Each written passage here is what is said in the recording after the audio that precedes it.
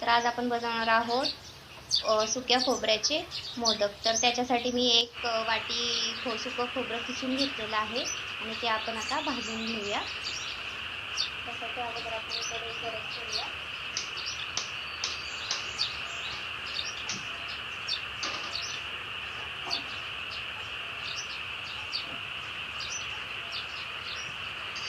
तर आता कढई गरम झालेली आहे, आपण त्यामध्ये जरासं तूप घालूया। एक अर्धा चमचा घातलं तरी चालेल।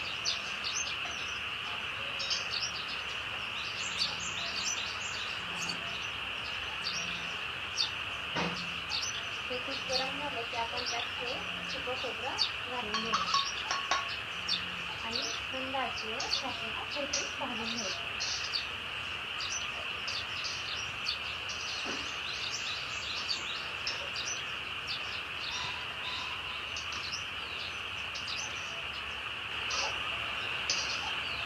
परतताना त्याला सारखं हलवायचं, नाहीतर खोबरं लवकर जळतं। एक 3 ते 4 मिनिटांमध्ये आपलं खोबरं इथे परतून झालेलं आहे। आता याच्यामध्ये आपण पिठी साखर घालूया। ही साखर मी मिक्सरमधून ऑलरेडी बारीक करून घेतलेली आहे आणि याला बारीक करतानाच मी 3 ते 4 इलायची पण टाकली होती। गॅस बंद करायचा।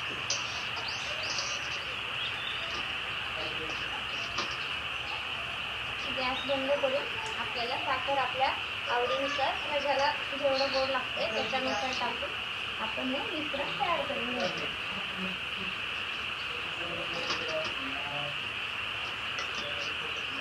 यातून भाजलेली खसखस पण टाकू शकता सारण बनवताना।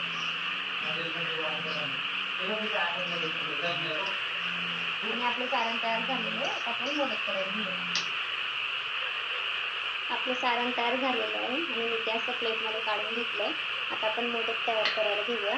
मोदक बनवायला मी नॉर्मल आपलं जे आपण पोळ्या करण्यासाठी पीठ भिजवतो ते पीठच इथे यूज करणार आहे। तर आपलं पोळी करण्यासाठी मी हे पीठ भिजवलेलं आहे। तर त्यातीलच पिठाची एक या साईजची आपण गोळी घेणार आहे आणि ही आपण छोटी पुरीसारखी लाटून घेऊया।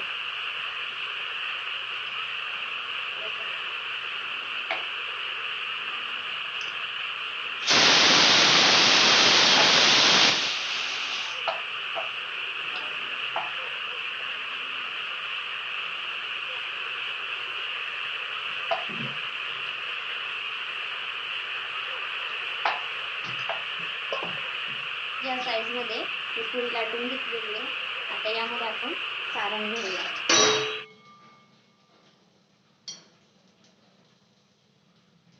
1 चमचा किंवा 1.5 चमचा असं सारण आपण त्यामध्ये भरायचंय आणि हा मोदक असं बनवून घ्यायचा आहे कळ्या पडून जराशा।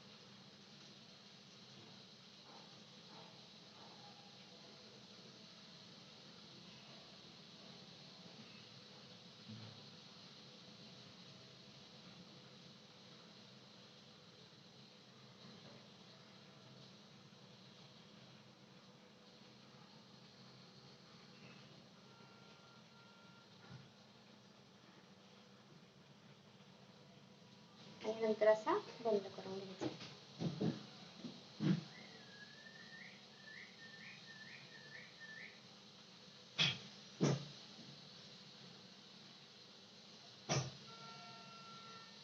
तुम्ही बघू शकता हा गव्हाच्या पिठाचा मोदक कशा प्रकारे तयार झालेला आहे आणि अशाच प्रकारे आपण सगळे मोदक बनवून घेऊया।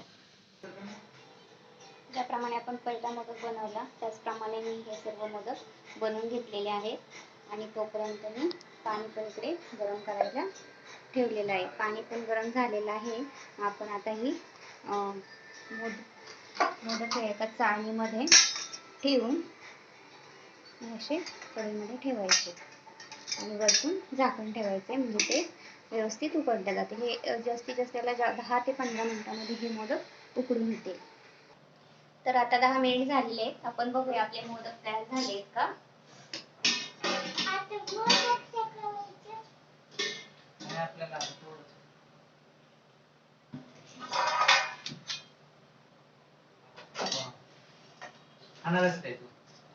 मोदक छान उकडलेले आहेत। आता काढून घेऊया. मोदक छान उकडलेले ते डिशमध्ये काढून घेते. तर तुम्ही असे मोदक आज संकष्टी चतुर्थीच्या दिवशी बाप्पासाठी नक्की बनवून बघा. यानंतर मी आज पूर्ण प्रसादाचं ताट कसं बनवते तेही दाखवते. मोदक बनवून झाल्यानंतर आता माझा सर्व स्वयंपाक बनवून झालेला आहे. होते तुम्हाला आता काय मी प्रसादाच्या ताटासाठी बनवले. मी प्रसादाच्या ताटासाठी बनवले इथं डाळ वांग बनवलंय, डाळ भात, तर हा रव्याचा लाडू आहे, पापड, चपाती आणि